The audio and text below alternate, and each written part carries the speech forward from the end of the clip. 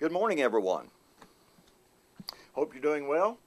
Welcome back to Morning Musings. My name is Don K. Preston. I am the president of Preterist Research Institute of Ardmore, Oklahoma.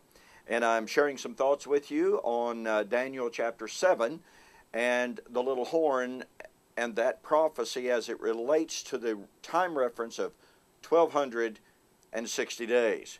And by the way, before we get started, I want to remind you of the debate that's coming up next month. That's July 2012, by the way, for future references.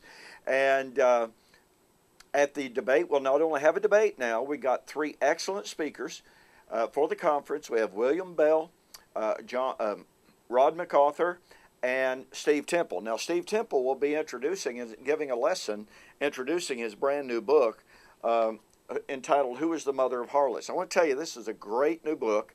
You'll love this. It has an approach to Revelation that's really quite simple in a way, yet is so profound in its implications for the correct interpretation of the book of Revelation. This book is now available on my website. You can go there and check it out. But Stephen will be introducing that, so you don't want to miss it. Now, I'm hearing from an awful lot of you who say you intend to come, but you haven't registered yet, okay?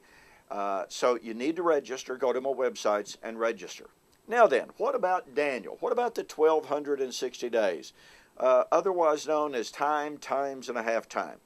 Well, you see, we're told that time statements don't mean anything to God.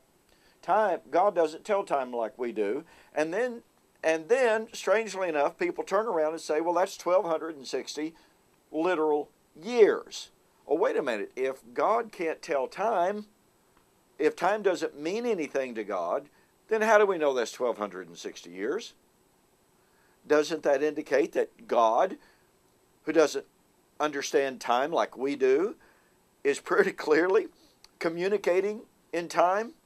Well, I'll try to have more to say about this concept of one day equals a year in prophecy. There's no question that there are two passages, three passages. There are some passages in which that is true, but it's not necessarily true in all passages. But for the purposes of this presentation, notice that the little horn would arise in the days of the Roman Empire. He would be present in the days of the Roman Empire. And the saints would be given into his hand for a time, times, and a half time.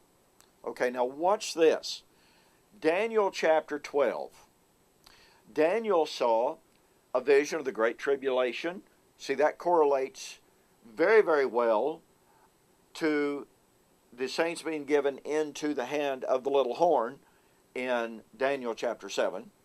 I'm not saying that the saints are the direct object of the Great Tribulation. I'm saying that the Great Tribulation and the saints being given into the hand of the little horn are synchronous types of events, okay? But we have a vision of the Great Tribulation, the resurrection, the end of the age, which of course correlates perfectly with the coming of the Lord, and the coming of the kingdom, Daniel chapter 12 and verse 3.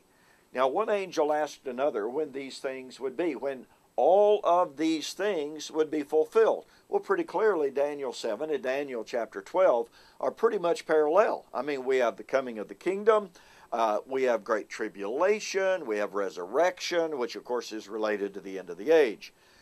And one angel lifts his left hand to heaven, his right hand to heaven, and swears by him who lives forever and ever, and says, it shall be for a time, times, and a half time.